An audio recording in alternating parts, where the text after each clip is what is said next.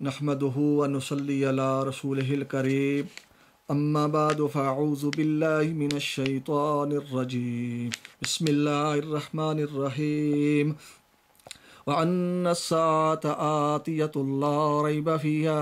व अन्नल्लाह यबअसु मन फ़िल क़ुबूर सदक़ल्लाहुल अज़ीम। गुज़श्ता सबक में मैंने अर्ज़ किया था कि तमाम इंसान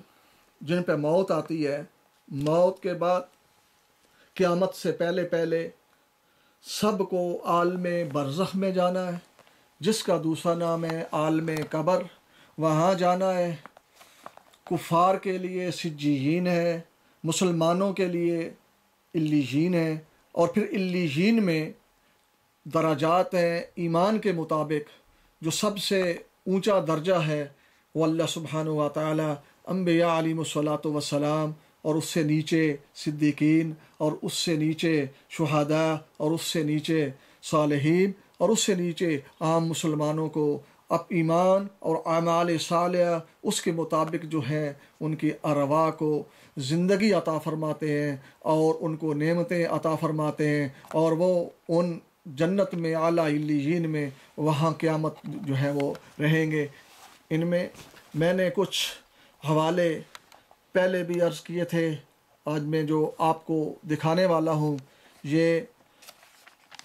दारुल उलूम देवबंद के माया-ए-नाज़ मुफस्सिर मौलाना मोहम्मद नईम साहब देवबंदी, उस्ताद तफसीर दारुल उलूम देवबंद, ये अपनी तफसीर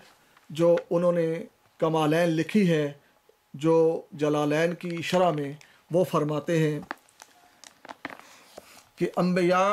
अलैहिमुस्सलातु वस्सलाम की बरज़खी हयात मुबारका चूँकि सबसे ज़्यादा कवी होती है, हत्ता कि ना सिर्फ ये उनके अजसाम मुबारका इसी तरह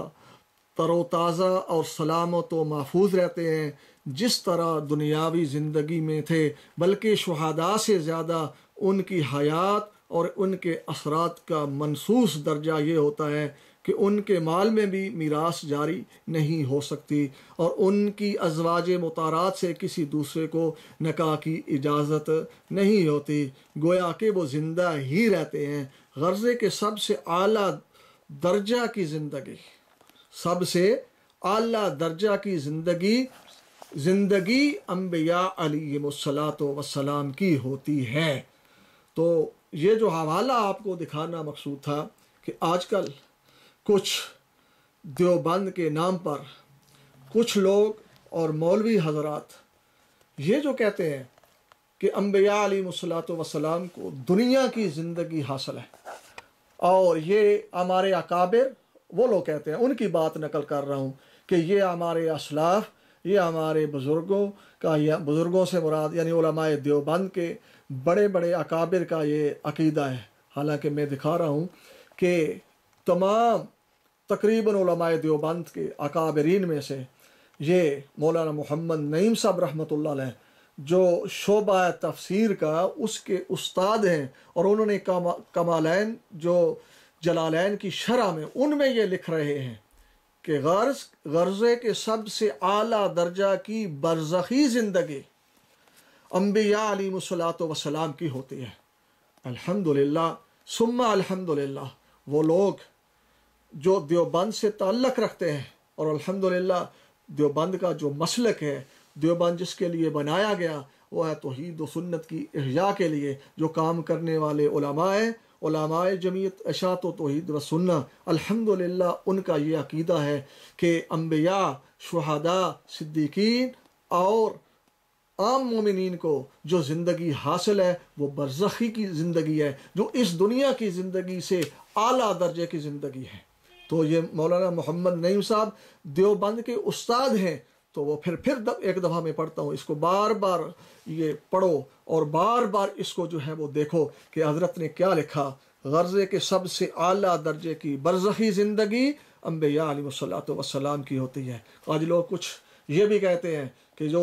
دنیا کی زندگی نہ مانے اس کے پیچھے نماز نہیں ہوتی۔ آج دیکھو یہ اگر انبیاء علیہ الصلوۃ والسلام کی یہ برزخی زندگی والوں کے پیچھے نماز نہیں ہوتی تو پھر علماء دیوبند میں سے یہ تو استاد ہیں، بہت بڑے استاد ہیں، پھر ان کے پیچھے بھی تو اپنے ذرا فتوے پر غور کرو کہ فتویٰ تم کس پر لگاتے ہو۔ آگے اوپر اس کے لکھتے ہیں انبیاء علیہ الصلوۃ والسلام کی برزخی حیات مبارکہ چونکہ سب سے زیادہ کبھی ہوتی ہے۔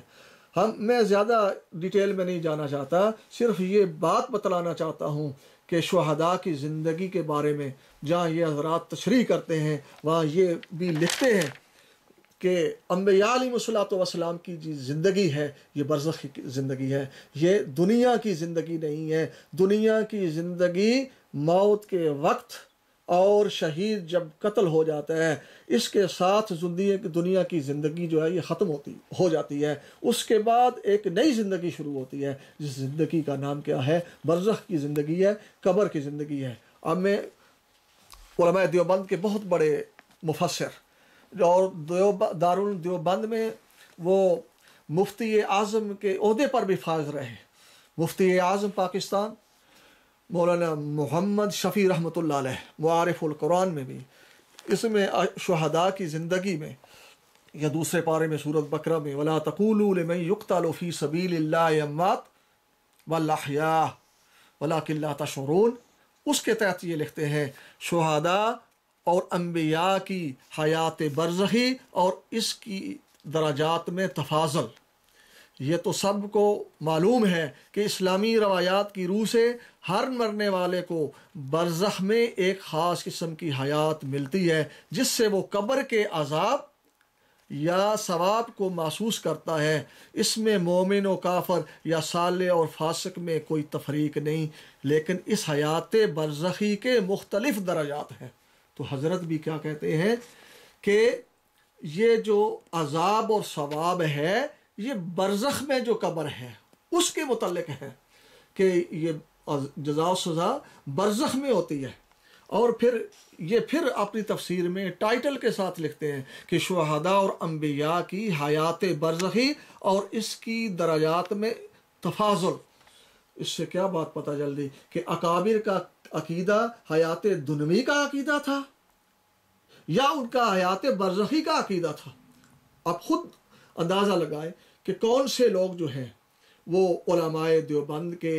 پیچھے چلنے والے ہیں، اتباع کرنے والے ہیں، پیار کرنے والے ہیں، ان کے نظریے کو لے کے چلنے والے ہیں، یا کہ جو ان کے خلاف دعویٰ کرنے والے ہیں، جو انبیاء علیہ الصلوۃ والسلام اور شہداء کی زندگی کو دنیا کی زندگی کہنے والے ہیں، وہ علماء دیوبند کے ساتھ پیار کرنے والے ہیں۔ پتہ چلتا ہے کہ دل میں بات کچھ اور ہے، یہ دین کی خدمت نہیں کر رہے بلکہ یہ اپنی انا پروری کر رہے ہیں، اور یہ صرف ایک بغض ہے توحید و سنت کی اشاعت کرنے والوں کے ساتھ۔ اور مجھے امید ہے کہ جب وہ یہ سنیں گے اور دیکھیں گے اور دوبارہ مراجعت کریں گے تو اپنے اس عقیدے سے وہ باز آ جائیں گے،